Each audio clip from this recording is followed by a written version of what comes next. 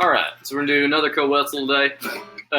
This one was actually a request from Avery on a previous Koe Wetzel video, and I actually hadn't heard the song until today. It's a really good song. But looking into it, the original recording, if I remember right, it's not actually acoustic guitar, but I found a video of him playing it live where he plays it acoustic with just him singing. So I'm gonna base this off of that one. I really like it anyway. It's a really good song. And it's not too bad. I'll show you a couple of tricks to it just from playing it a few times, things that kind of embellish it a little bit. But general gist of it is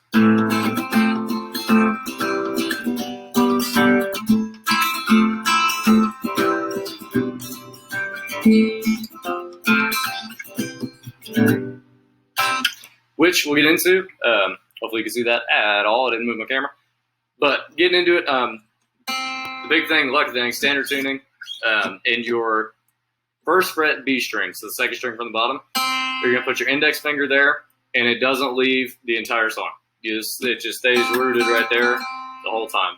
And you're going to play an A, F, C, and G all around it. And so they're kind of, suspended versions of it, but on A is not.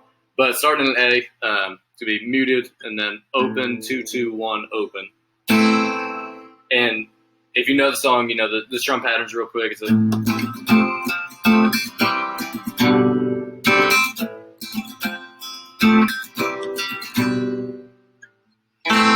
starting in your A. And I will say off the bat, you don't want it, especially in the live one. I don't know if you're learning it to sing it, but you don't want to have it real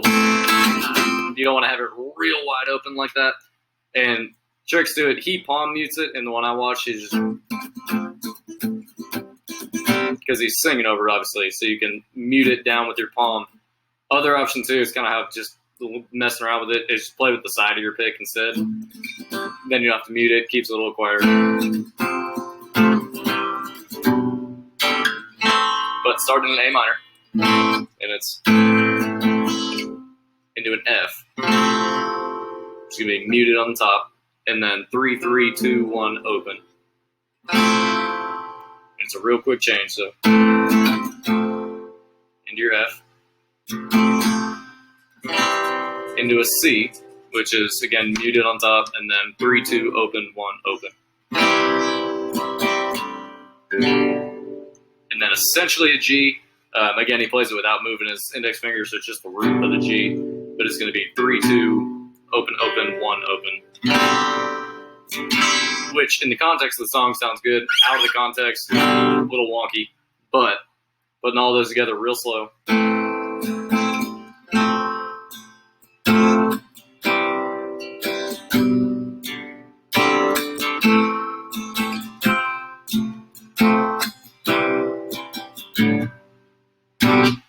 And then, before we get into the chorus, which is just as easy, don't worry, but there is a couple little embellishments if you want to throw them in there. Like an A minor, I always tend to go and hammer onto it. I think it's a little more, just a little more flavor to it if you want. You can play it straightforward. That's how he plays it in the song, is how we just did it. But just, just a couple, hammer on the C, hammer on the F. You hammer on the whole G, however you want to do it.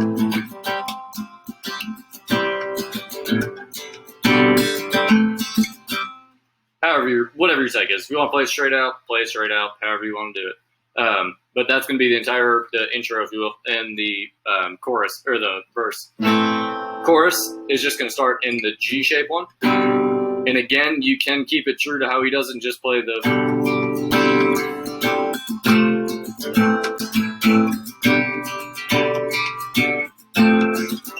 is essentially what the chorus is. So you can keep it with that same G.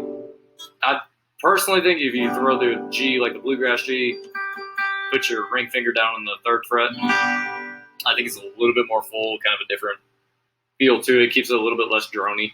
But again, he plays it with just the G, so nothing wrong with it as well. But and then a real quick F, A, back to the G.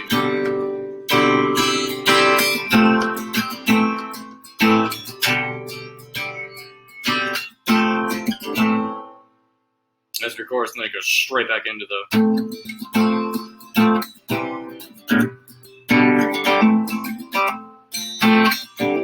There you go. Hopefully that helped you out.